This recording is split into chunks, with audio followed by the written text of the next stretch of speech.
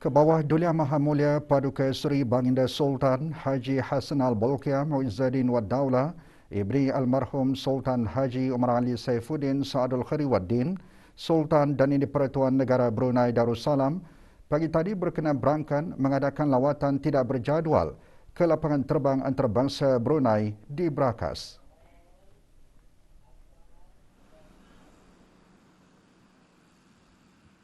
Antara yang mula-mula dilawati oleh Kebawah Duli Yang Maha Mulia ialah pejabat POS.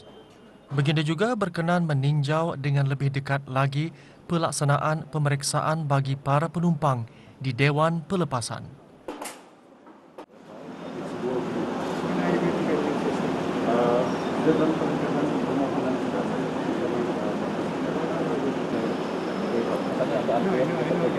Budget is there. Budget is there. It should start 2 years ago. The tender tutup next week, insyaAllah. There's no use saying that next week. It's 2 years away. Your office is here? Di kampus. Di kampus di pembangunan kampus ini. Haji Abdul Nasir. Everything okay? Alhamdulillah.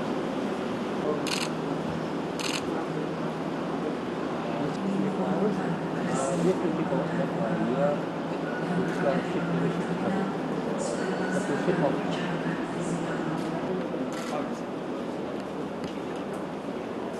Then we go to this is the satellite departure area. Pusat Kawalan Operasi turut menjadi tumpuan Kebawah Duli Yang Maha Mulia yang menempatkan pengurusan kabin kru, pejabat pemedulian pelanggan dan kru penerbangan. We have to work since August every day because we have to prepare PPE for the flight. where's your office? Office di mana? Di sini. Yeah. Yeah. All this time. Yes. This is for the last 2 years. Kerja apa jam? During 2-3-4 weeks Friday, the flight. When they arrive? Later, midnight. We run later, midnight. Departure date, coming back is like this consistent. For apply, one more time.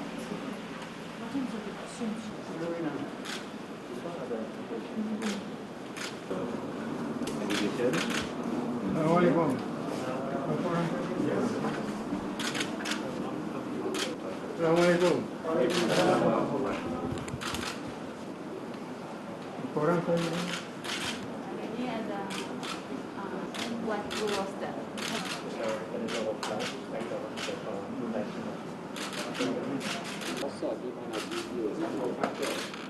This is the center of the system for the whole network. you in charge here? No. You're not in charge here. No, Me, myself, You in charge. yeah. So we have 50% workforce. Keberangkatan Baginda bukan sahaja memastikan kemudahan awam yang disediakan di lapangan terbang memenuhi keperluan para pengguna, tetapi juga memastikan kemudahan-kemudahan menepati piawaian yang telah ditetapkan bagi menjamin kebajikan dan keselamatan para penumpang. Good morning. Where from? From China. From China. We're back to China. You're going back to China. Yes. Hey, Tato. The defense attaché.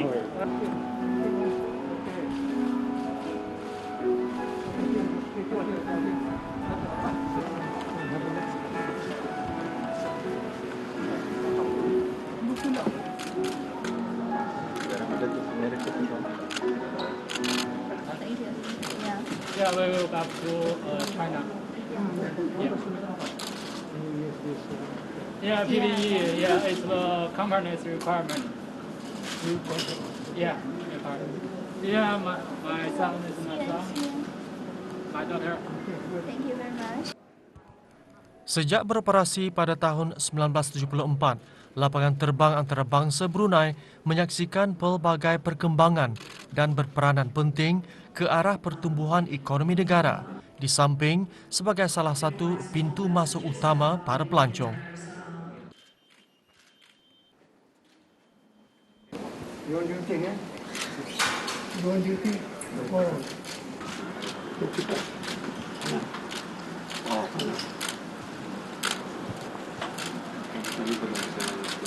Belum ada.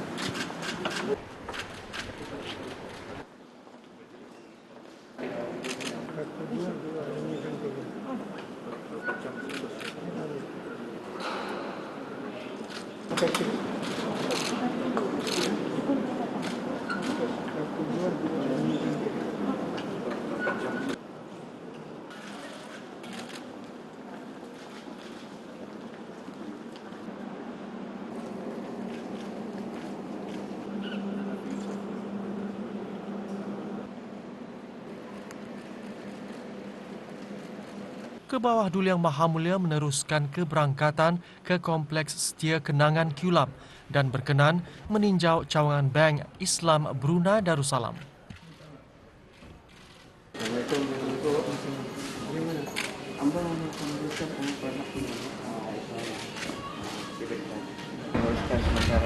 And you in charge. Kalian.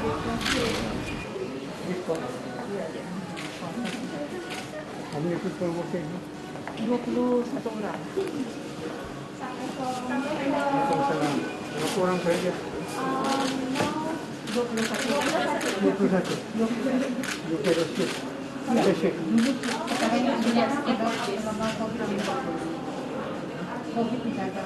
Ada shift. Tapi waktu kerja ada bentakan.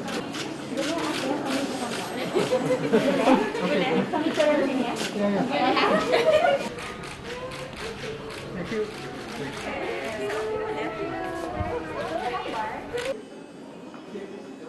you.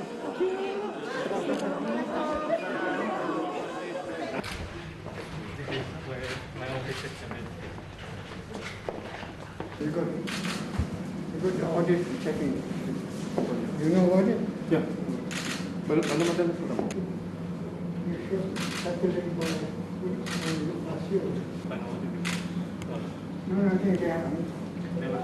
In the end, they have to check the audit. They have to check. Ditubuhkan pada tahun 1988, Hikmat Teknikal Diraja Brunei merupakan sebuah syarikat berkaitan kerajaan yang pakar dalam bidang pengurusan rantaian perbekalan dan kawal selia barangan strategik yang terkawal.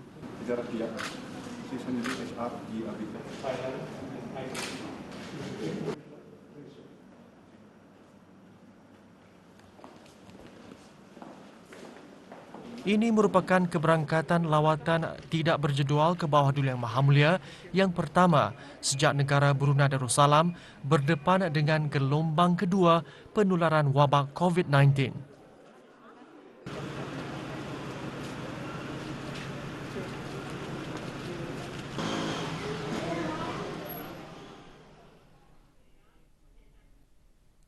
Ibon Biodynamic Technologies dengan kerjasama Kementerian Sumber-Sumber Utama dan Pelancongan dan Kementerian Kebudayaan Belia dan Sukan hari ini melancarkan audio digital pemandu pelancong di aplikasi Easy.Travel.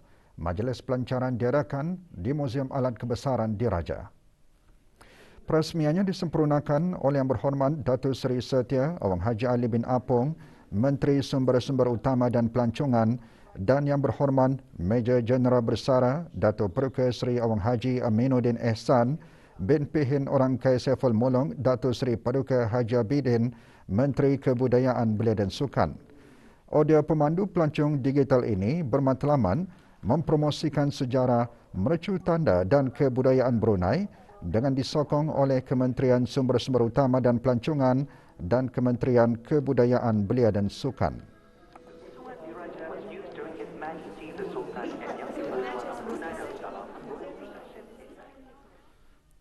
Sempena ulang tahun ke-29 penubuhannya, Tabung Amanah Pekerja TAP Kelmarin menganjurkan majlis doa kesyukuran secara maya. Hadir Yang Berhormat Major Jeneral Bersara Datuk Perukes Seri Haji Aminuddin Ehsan bin Pihin Orang Kaya Saiful Mulong Datuk Seri Paduka Haji Abidin, Menteri Kebudayaan Belia dan Sukan selaku pengerusi Lembaga Pengarah Tabung Amanah Pekerja.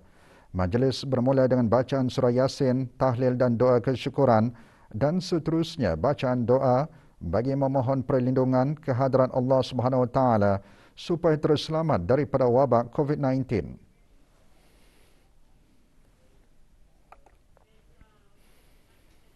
Sepuluh kes baharu jangkitan COVID-19 dicatatkan hari ini di negara Brunei Darussalam, menjadikan keseluruhan kes meningkat kepada 15,516 kes. Kementerian Kesihatan dalam siaran akhbarnya memaklumkan 5 dari kes tersebut adalah kes tempatan, manakala 5 kes import. Sementara itu, 2,632 ujian makmal dilaksanakan dalam tempoh 24 jam, manakala kadar kes positif 0.4%.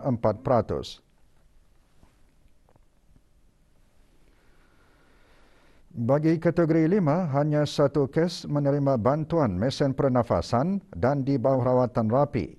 97 kes aktif keseluruhan direkodkan setelah 2 kes sembuh dicatatkan, menjadikan jumlah keseluruhan kes sembuh 15,319.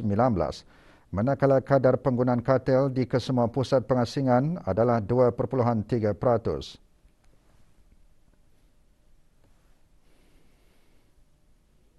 Sehingga 3 Januari 2022, kadar keseluruhan penduduk yang menerima sekurang-kurangnya 1 dos vaksin 94.6%, untuk 2 dos vaksin 93.4%, sementara 22.7% bagi penerima 3 dos vaksin.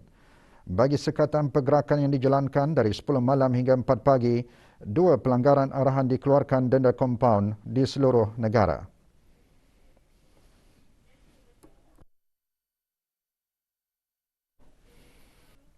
Konsortium Mualafpreneurs memberi peluang kepada golongan asnaf mualaf untuk mengembangkan lagi perniagaan mereka bukan sahaja di pasaran tempatan, bahkan ke peringkat global. Di sebalik penularan pandemik COVID-19, terdapat hikmah apabila peluang menjana pendapatan terbuka luas bagi seorang usahawan mualaf di bawah Konsortium Mualafpreneurs Pusat Dakwah Islamiah. Ikuti laporannya bersama Maziah Jini.